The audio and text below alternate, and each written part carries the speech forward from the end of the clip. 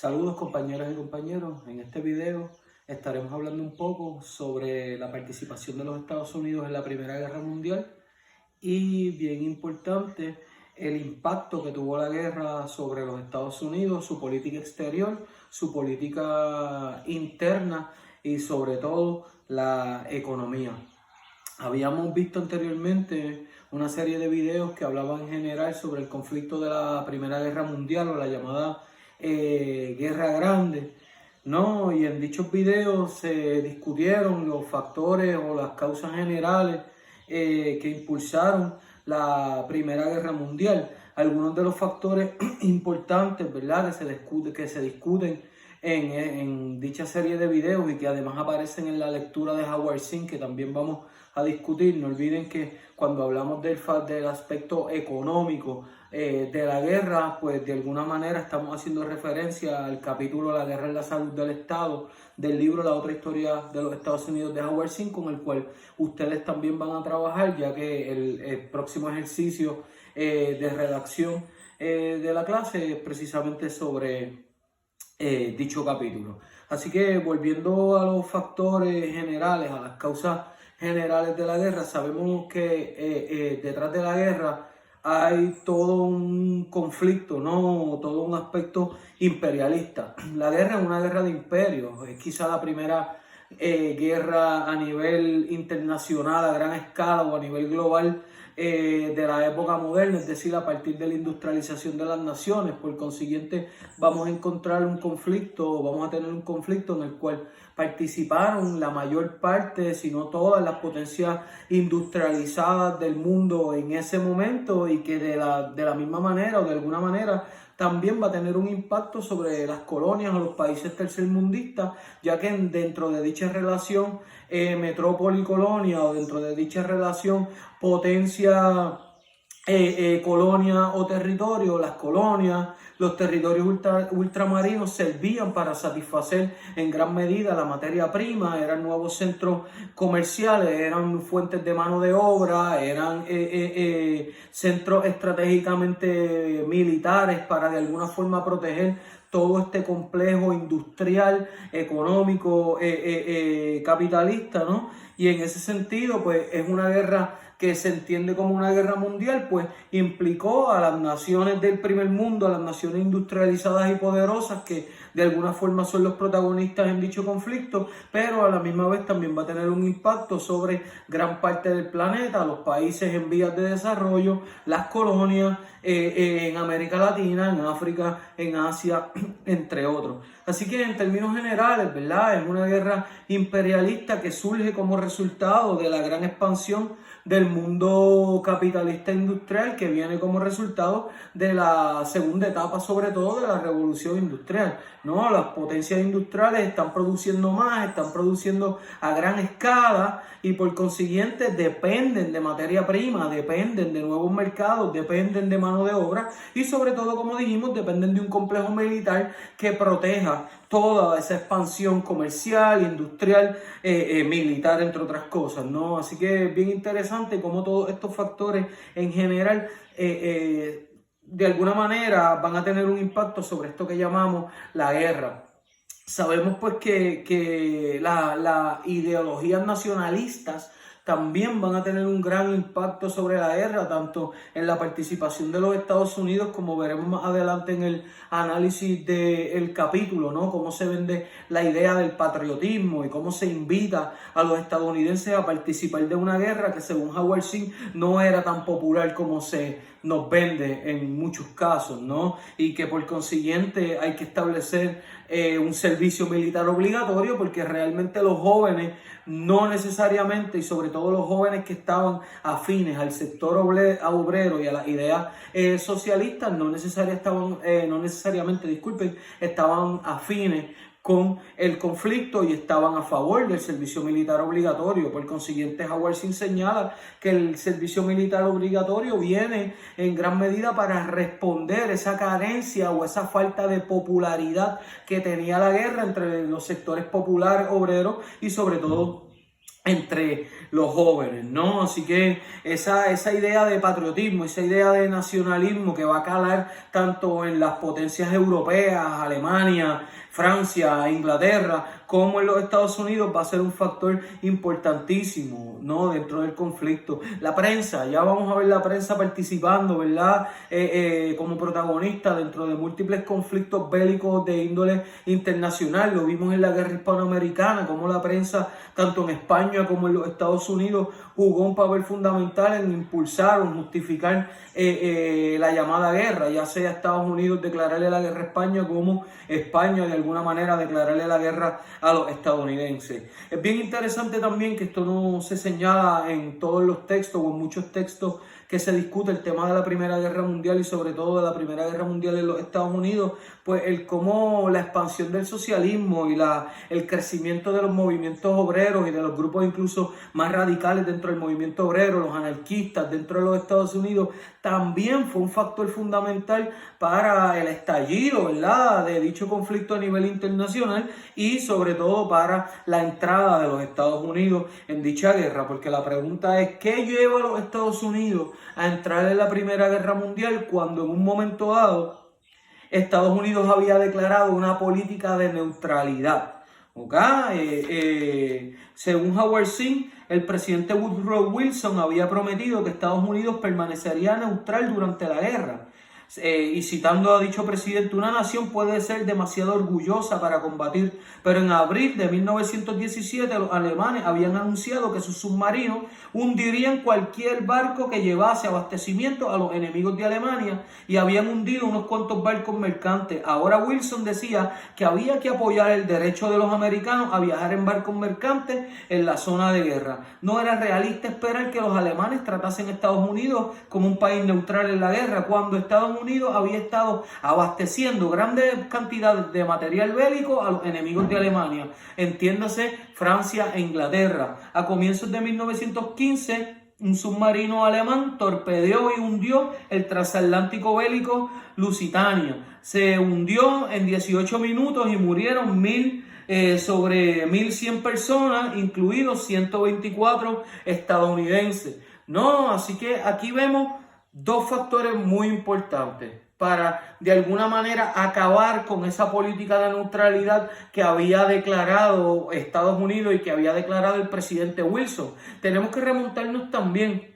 a un periodo anterior, el periodo de la expansión de los Estados Unidos y la guerra con México y la doctrina Monroe, porque la doctrina Monroe, Estados Unidos se declaraba neutral, o Estados Unidos de alguna manera establecía que no iba a intervenir en los asuntos europeos o en las guerras de Europa, ¿no? Y que a cambio pues Europa tenía que respetar la soberanía de los pueblos americanos y no intervenir, ¿verdad?, con las nuevas repúblicas de América ni con los territorios, ¿verdad?, estadounidenses, entre otras cosas. Por consiguiente, la doctrina Monroe de alguna manera va a justificar esa política de neutralidad de los Estados Unidos. Sin embargo, la propia doctrina que señalaba si Estados Unidos se ve amenazado, si los ciudadanos, los intereses estadounidenses se ven directamente e indirectamente amenazados, Estados Unidos tiene el derecho, ¿no?, a intervenir. Así que cuando Alemania comenzó a atacar barcos estadounidenses y sobre todo a partir del hundimiento del transatlántico Lusitania, ¿no?, pues Estados Unidos de alguna manera declara la doctrina Monroe y declara ese derecho entonces a intervenir. Y es ahí cuando Estados Unidos declara su guerra no a los alemanes y entra directamente en el conflicto. Sin embargo, es importante destacar, y a partir de lo que señala Howard Zinn, que ya previamente, desde principios de la guerra, Estados Unidos era un protagonista indirecto del conflicto, ya que tenía capital financiero, había invertido en capital militar bélico, como dije anteriormente, para apoyar la causa británica y para apoyar la causa francesa. Por consiguiente, Estados Unidos de alguna manera ya estaba sosteniendo la guerra que se estaba peleando en Europa sin necesariamente intervenir. Además, a Estados Unidos le interesaba que mientras ese comercio europeo que estaba detenido durante la guerra, mientras Inglaterra, esa otra gran potencia industrial de Europa, estaba intervenida o estaba en plena guerra, guerra, pues los productos estadounidenses comenzaron a colmar los mercados europeos, ¿no? Y en ese sentido había unos intereses del comercio estadounidense, había unos intereses del capital militar y el capital financiero que de alguna manera estaban financiando la guerra incluso antes de la entrada directa de los Estados Unidos en el conflicto en 1917, ¿no?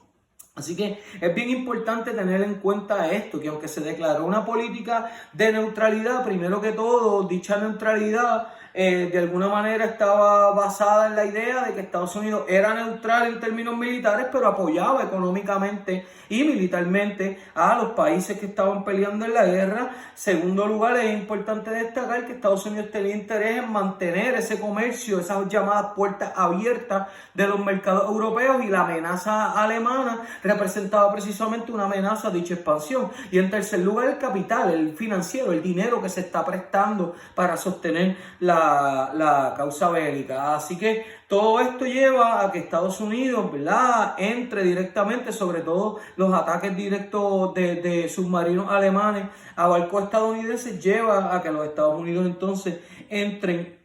directamente en la guerra. ¿Y cuáles van a ser las implicaciones que va a tener la entrada de los Estados Unidos en la guerra? Eso es bien importante destacarlo, ¿no? Estados Unidos aseguró que en Lusitania llevaron un cargamento inocente y por tanto el torpedo fue una monstruosa atrocidad alemana, pero de hecho el Lusitania estaba fuertemente armado, transportaba miles de cajas de munición, falsificaron la lista de su cargamento para ocultar este hecho y los gobiernos británicos y americanos mintieron sobre el cargamento. Así que el barco no era tan neutral, ¿verdad? No era un barco necesariamente de pasajeros como se pintó en algún momento. En 1914, y es aquí como la guerra va a empezar a tener un impacto sobre la economía de los Estados Unidos y por qué Howard Zinn habla, y como veremos una cita más adelante, ¿no? Periodistas de los Estados Unidos también sostienen la idea de que la guerra es la salud del Estado. En 1914 había empezado en Estados Unidos una recesión,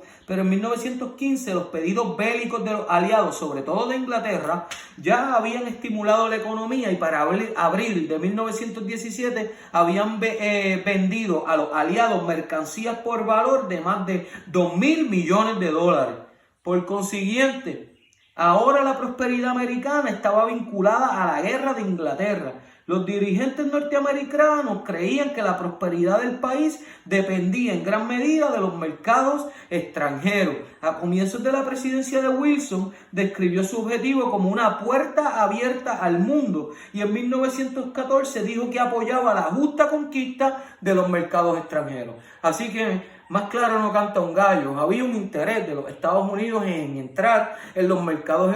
europeos, en impulsar la guerra a partir del capital bélico y del capital financiero que de alguna manera sostenía la guerra, ¿no? Con la Primera Guerra Mundial, Inglaterra se convirtió en un mercado cada vez más importante para las mercancías americanas y para los préstamos de intereses, ¿no? Así que detrás de la guerra, pues sabemos que hay un capital financiero, un capital industrial, un capital comercial que tiene intereses en dicha guerra y sobre todo en entrar a esos mercados europeos. Así que ya vamos entendiendo la idea de por qué Howard Zinn habla de la guerra como la salud del Estado. La guerra estimuló la economía industrial de los Estados Unidos, y es bien importante también entender el papel que jugaron los inmigrantes, las mujeres en dicho proceso, ya que las mujeres y los inmigrantes fueron en gran medida la fuerza trabajadora, la clase proletaria que llenó, ¿no?, las fábricas y que mantuvo esa producción industrial de material bélico y de otros productos necesarios en la época durante la guerra, ¿no? Y es bien interesante cómo esto también va a impulsar el que en 1920 se enmiende la Constitución y de alguna forma se apruebe, ¿no?, el llamado sufragio universal, y se le da entonces derecho al voto a las mujeres, ya que dicho sector reclamaba su participación integral, no primaria dentro de la economía, sobre todo durante la guerra, y por consiguiente reclamaba su derecho a participar políticamente, ¿verdad?, en las decisiones de la nación y a la democracia y todo esto, ¿no? Voy a leer la cita que habla precisamente, ¿no?, sobre dónde se plantea la guerra como la salud del Estado, y hablar un poco entonces sobre los movimientos contramilitares o contra el servicio militar obligatorio que se desataron en los Estados Unidos y que da paso no solamente a que haya una política exterior contra el socialismo, sino que también se creen leyes y se desarrolle toda una política interna para perseguir el socialismo y para contrarrestar el crecimiento de los movimientos obreros. La guerra es la salud del Estado, dijo el escritor radical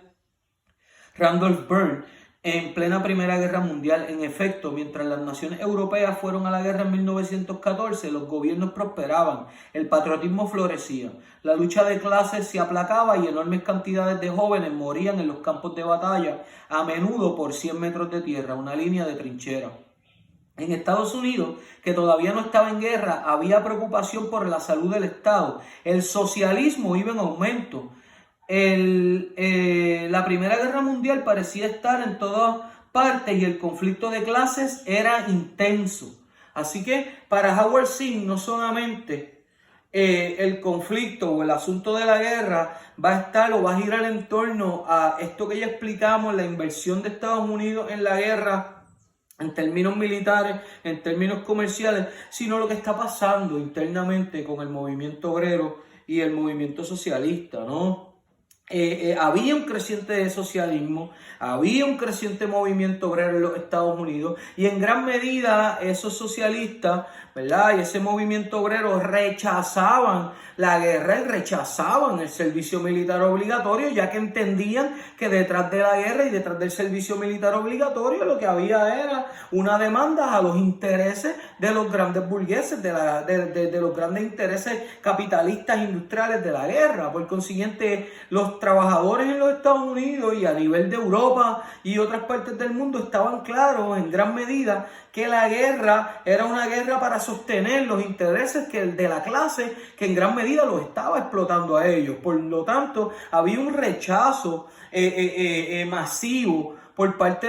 del movimiento obrero y de muchos trabajadores, de muchos socialistas, a la guerra y al servicio militar obligatorio. Y esto lleva entonces a que los Estados Unidos creen, por ejemplo, políticas o leyes como la ley de espionaje en 1917 para acabar en gran medida con el socialismo y para perseguir a estos trabajadores que rechazan tanto la guerra, el servicio militar obligatorio, como pues obviamente la expansión del capitalismo. Así que aquí surge un gran issue constitucional, porque sabemos que el primer derecho de la Carta de Derechos defiende la libertad de reunión, la libertad de expresión, la libertad de imprenta. Sin embargo, el propio Estado crea una ley para espiar, para de alguna forma acabar, perseguir a los socialistas de los Estados Unidos y a los líderes de los movimientos obreros. De hecho, se persiguió y hubo censura contra periodistas, músicos, profesores universitarios, estudiantes universitarios y pues obviamente líderes obreros